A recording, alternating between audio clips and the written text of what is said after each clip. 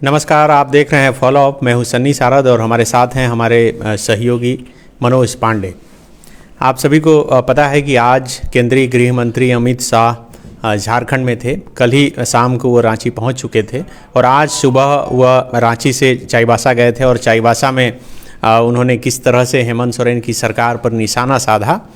और अमित शाह के झारखंड से निकलते ही, शाम ढलते ही एक बहुत बड़ी खबर निकलकर सामने आ गई है और उसी खबर के साथ हम लोग लाइव इस वक्त जुड़े हैं।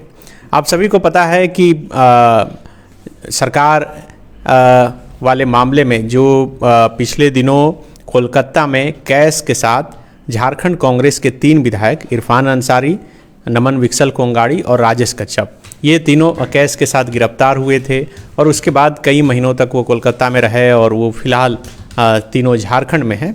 उस मामले में जो शिकायत करता थे बेरमो के विधायक अनूप सिंह, उनसे ईडी पूछताछ कर चुकी थी।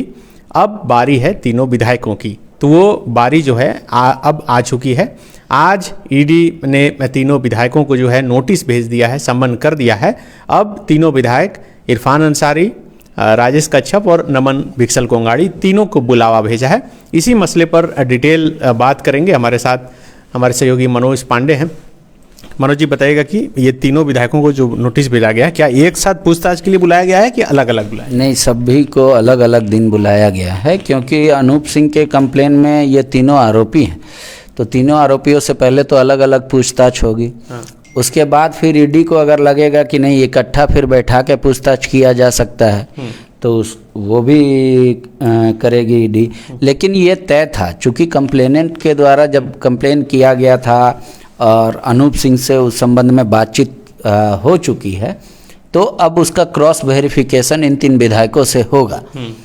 तो ये कोई डेट है तीनों के लिए? हाँ, जैसे इरफान अंसारी को 13 जनवरी को बुलाया गया है, राजेश कश्यप को 16 जनवरी को और विक्सल कोंगाड़ी जी को 17 जनवरी को।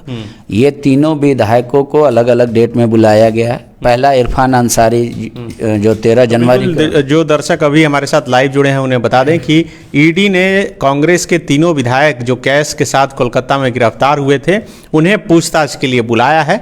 13 तारीख को जामताड़ा से कांग्रेस के विधायक इरफान अंसारी को पूछताछ के लिए बुलाया गया है। उसके बाद 16 तारीख को राजेश कच्छप को और उसके बाद 17 तारीख को नमन विक्सल कोंगाड़ी को। तो इन तीनों विधायकों को नोटिस जो है भेजा गया है। रांची के एयरपोर्ट रोड स्थित हिनू में जो ईडी का कार्यालय है, वहीं पर पूछताछ होगी। तो क्या ये नोटिस के बाद किसी विधायकों से आपकी बातचीत हुई, उन्होंने कुछ कंफर्म किया? नहीं, विधायकों ने ये कहा कि अभी तक हमारे पास रिसीव नहीं हुआ है, पर वो भी बोल रहे हैं कि ये तो होना ही है। मतलब जब एक बार ये प्रोसेस है उनके अनुसार से, तो ये इस प्रोसेस में हम जाएंगे, सम्मिलित होंगे। लेकिन जिन विधायकों से अभी बात हुई, उन लोगों ने ये नहीं कहा कि हाँ वैसा रिसीव हो गया है या नोटिस या हम पढ़ लिए हैं या हमको मिल गया। लेकिन उन्होंने कहा कि हाँ हम अगर ऐसा आएगा तो हम जाएंगे। अनूप सिंह से जिस दिन पूछताछ हो रही थी और वो जब पूछताछ के लिए गए थे, तो जो लोग भी इस खबर को कवर कर रहे थे या फिर जो आम लोग, जो जनता है, वो जो खबर को देख रही थी, वो इतना समझ रही थी कि अनूप सिंह शिकायत करता है, इसलिए पूछताछ के लिए बुलाया गया है। अब जब तीनों विधायकों को पूछताछ के लिए बुलाया गया है, तो क्या माना जाए इन तीनों विधायकों की मुश्किलें बढ़ने वाली है? नहीं, शुरू में तो सभी, जो अगर मीडिया पर्सन को छोड़ दे तो आम लोग इस उधेड़-बुन में थे कि इनकम टैक्स का आयकर का छापा अनूप सिंह के यहाँ पड़ा था। उस संदर्भ में फिर आगे की पूछताछ के लिए ईडी को बुलाया गया। पहले ये आम लोगों के थे। जैसे ही मीडिया ने कहा कि नहीं, वो जो सरकार को अपदस्थ करने वाला मामला था, कैश कांड वाला मामला था, बंगाल में जो तीनों विधायक पैसे के साथ पकड़ाए थे बंगाल पुलिस के द्वारा, उसके बाद बंगाल सीआईडी ने उसकी जांच की थी, तब फिर आम जनता को वो क्लियर हुआ कि नहीं, उस संदर्भ में बुलाया गया। आपको याद होगा उस दिन भी 10 घंटा लगभग अनूप सिंह से पूछताछ की गई थी। तो उसी संदर्भ में जो अनूप सिंह ने कहा, अगर मान लीजिए उन्होंने जैसा कहा कि भाई यहाँ के सेंट्रल हॉल में विधानसभा में विधायकों ने उनकी सूचना दी, कलकत्ता से फ़ोन किया उन्होंने अनूप सिंह को, तो वो सारी तथ्यों को मिलाएंगे ईडी। अब ईडी का एक मन में सवाल आता है या आम आदमी की कि जब इसकी जांच बंगाल की सीआईडी पुलिस कर रही थी तो उनका इन्वेस्टिगेशन में क्या फाइंडिंग आया, तो उनके इन्वेस्टिगेशन को आगे कहाँ बढ़ा या फिर आगे मान लीजिए अगर अपर एजेंसी ली तो अब तक कहाँ उसकी जांच हुई।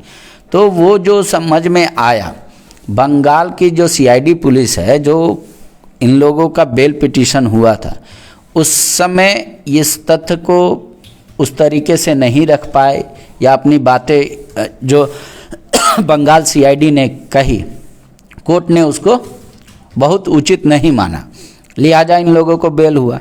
अब जो खबरें आ रही है कि बंगाल सीआईडी ने कहा है कि नहीं, ये जो विधायक क्लेम कर रहे हैं कि ये लोग साड़ी, फुटबॉल और बाकी सारे सामान खरीदने के लिए पैसा लेकर कलकत्ता गए थे और वहाँ से सामान खरीदते, तो वहाँ अब एक महेंद्र अग्रवाल, किसी बिजनेसमैन जो स्टॉक मार्केटिंग का काम करते हैं, उनके पास उनका पैसा मतलब बंगाल पुलिस का दावा है कि वो है। लेकिन ये बंगाल पुलिस दावा कर रही है या फिर इसको तथ्य में प्रेजेंट भी कर पा रही है कि हाँ, ये देखिए इस समय से इस समय तक ये लोग गए, यहाँ पैसा पेमेंट हुआ, इस अकाउंट से निकला, इस तरीके से।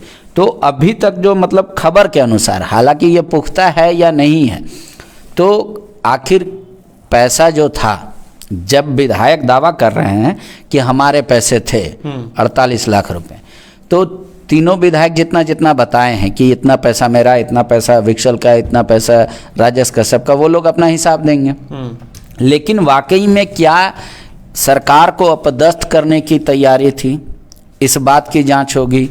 पैसा आया वो कहाँ से आया, रांची से गया था या बंगाल में किसी से लिया गया था विधायकों के द्वारा, तो ये सब चीज़ें आएंगी। हालांकि जो शेयर ट्रेडर महेंद्र अग्रवाल का नाम आ रहा, उनके तरफ से या उनकी कंपनी की तरफ से या बंगाल पुलिस की तरफ से अभी तक हम लोगों के पास ये पुख्ता जानकारी नहीं आ पाई है, और कि ये पैसा वाकई में कहाँ से आया और क्या ये पैसा सरकार को अपदस्थ करने के लिए ही था कि सरकार गिर जाए, इसकी कोशिश थी। तो इन सारी चीज़ों की जानकारी, अब इन सारी चीज़ों की जांच जो है वो ईडी कर रही है।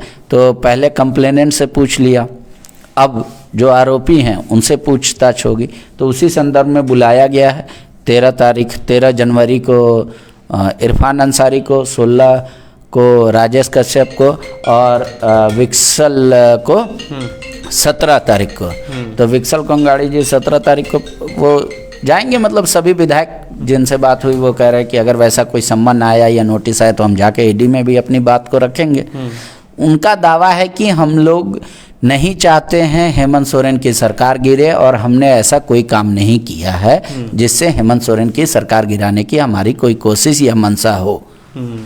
तो बिल्कुल, और जैसा कि शुरुआत में मैंने जिक्र किया था कि आज गृह मंत्री झारखंड में थे, चाईबासा में उनकी एक रैली थी, और अमित शाह के बोलने से ठीक पहले बीजेपी विधायक दल के नेता बाबूलाल मरांडी बोल रहे थे, और आपने सुना होगा, फॉलो पर हमने लगाया भी है कि बाबूलाल मरांडी क्या कह रहे थे। बाबूलाल मरांडी बोल रहे थे कि जिस तरह से आपने, मतलब अमित शाह को वो बोल रहे थे कि जिस तरह से आपने 370 की समस्या का समाधान किया, जिस तरह से राम मंदिर जो देश की जनता चाह रही थी कि बने, उसका समाधान हुआ, उसी तरह यहाँ की सरकार को जो है जल्द से जल्द ख़त्म किया जाए। चूँकि बाबूलाल मरांडी अपने भाषण में बोल रहे थे कि यहाँ की जो सरकार चल रही है वह बिचौलिया और कई जो शब्द हैं उन शब्दों का प्रयोग करते हुए वो बोल रहे थे कि वही लोग इस सरकार को चला रहे हैं।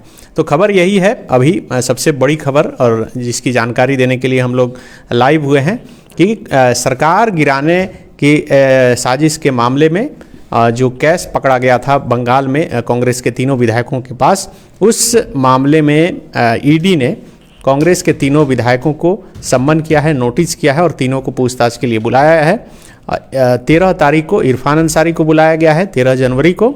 उसके बाद 16 जनवरी को राजेश कश्यप जो खिजरी के विधायक हैं कांग्रेस के, और 17 तारीख को फिर नमन विक्सल कोंगाड़ी जो कोलेबिरा से विधायक हैं।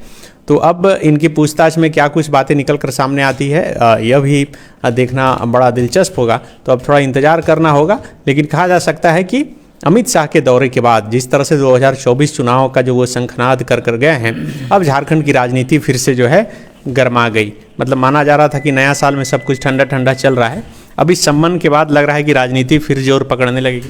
नहीं, नए साल में तो मुख्यमंत्री हेमंत सोरेन ने ही पहला पीसी किया और कह दिया कि अगर नए साल में मेरी गिरफ्तारी भी हो जाए तो ये इस आशंका को भी खारिज नहीं किया जा सकता। साल से पहले। हाँ, तो उस तरीके की बात थी। तो ये माना जा रहा था कि उनकी आशंका है हेमंत सोरेन की कि जो एजेंसियां हैं, जो केंद्रीय एजेंसियां, वो कुछ भी कर सकती हैं या उनको लगता है उनके विपरीत जा सकता है ये 2023 का साल। हाँ, लेकिन 2023 में जिस तरीके से अमित शाह आए, संकल्प लिया विजय रैली का कि हम यहाँ से विजय होंगे, तो उसके बाद जाहिर तौर पे बात है कि अब सारे नेताओं की प्रतिक्रिया भी आएगी कि उस रैली के बारे में या उस रैली के दौरान जो एड्रेस किया लोगों को, क्या कुछ नेताओं ने कहा, तो उसके कई अर्थ निकाले जाएंगे। लेकिन वो इसका विरोध किए थे बाकायदा। आपको याद होगा कि मधु कोड़ा ने प्रेस कॉन्फ्रेंस करके कहा था कि इस स्थानीय नीति से कोल्हान मतलब अछूता रह जाएगा, इसका लाभ नहीं मिल पाएगा लोगों को। तो अब जाहिर सी बात है कि एक बार फिर से वो चक्का वहीं घूम के चला गया। अब फिर वहाँ तरह तरह की बातें आएंगी और तरह तरह की चर्चाएं सुनने को मिलेंगी। तो राजनीति है और इस बीच ये तीनों विधायकों का जाना मतलब फिर से इस पूरे मामले का रिवाइव होना। इस बीच आपको खबर ये भी आ रही होगी, कई दर्शकों ने आप देखे होंगे, अखबार में पढ़ा भी होगा कि मंत्रिमंडल का भी फेरबदल के आसार हैं, चर्चाएं हैं। तो कई तरह की बातें हैं, कई तरह की चीज़ें हैं। कांग्रेस ने भी कई लोगों को अनुशासन समिति के द्वारा नोटिस चस्पा कर दिया है। तो अभी 2023 शुरुआत है और यकीन मानिए कि ठंड ख़त्म होने से पहले मौसम इतना गर्म रहेगा राजनीति का कि आपको और हमको खबर मिलते रहेगा और जनता अपने हिसाब से उसका अध्ययन करती रहेगी। लेकिन हेमंत सोरेन जो बोले हैं कि मैगजीन में गोली घुस गया है, बस ट्रिगर दबाना है, तो वो भी खबर है। अगर बच्चों को नौकरी मिल गई तो उससे बड़ी खबर क्या है। नहीं, वो तो नौकरी के सिलसिले में बोले कि और क्या बोले ये तो नहीं, मतलब उनके अनुसार से हमारी पॉलिसियाँ बन गई। उन्होंने कहा कि 3 साल पॉलिसी बनाने में लगा। बोले जो 20 साल से इस प्रदेश पे राज किया है उन लोगों ने पॉलिसी नहीं बनाया था। पॉलिसी कई बनाई थी तो त्रुटिपूर्ण थी, हमने कई पॉलिसी बनाई है। तो अब मतलब पॉलिसी जब बन गया तो अब एग्जीक्यूट करने की बारी है। तो उन्होंने यही कहा था कि मैगजीन मेरा लोड हो गया है, बस ट्रिगर दबाने की ज़रूरत है। तो पॉलिसी जिसका सबसे ज़्यादा यहाँ के लोगों का इंतजार है वो है नौकरी का। वो कितने लोगों को नौकरी मिलेगी। सरकार ने जिस तरीके से, सरकार के विधायक, आपको याद होगा कि जैसे ही सुप्रीम कोर्ट के द्वारा जो नियोजन नीति रद्द हुआ, उसके बाद बच्चे विधानसभा का घेराव करने चले गए। उस समय 5-6 विधायक आए और उन लोगों को एड्रेस किया कि ठीक है, आपकी क्या इच्छा है, डिमांड है, आप बताइए, हम सीएम को बताएंगे।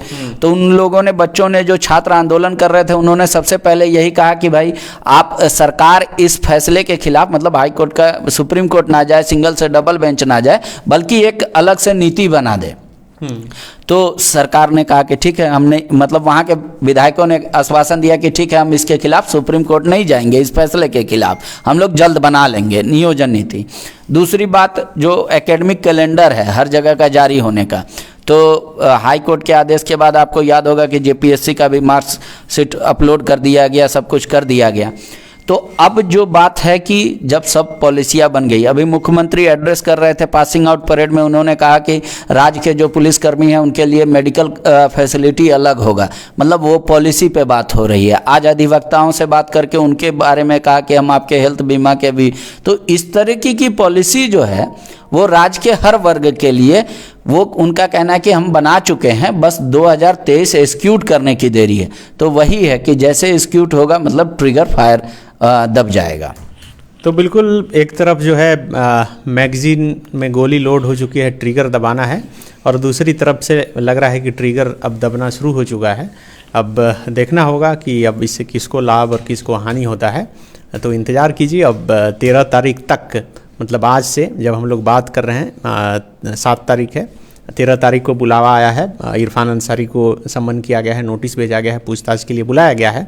और इस बीच क्या कुछ राजनीतिक गतिविधियां होती है, इस पर हमारी नज़र रहेगी और पल पल अपडेट हम देते रहेंगे। शुक्रिया।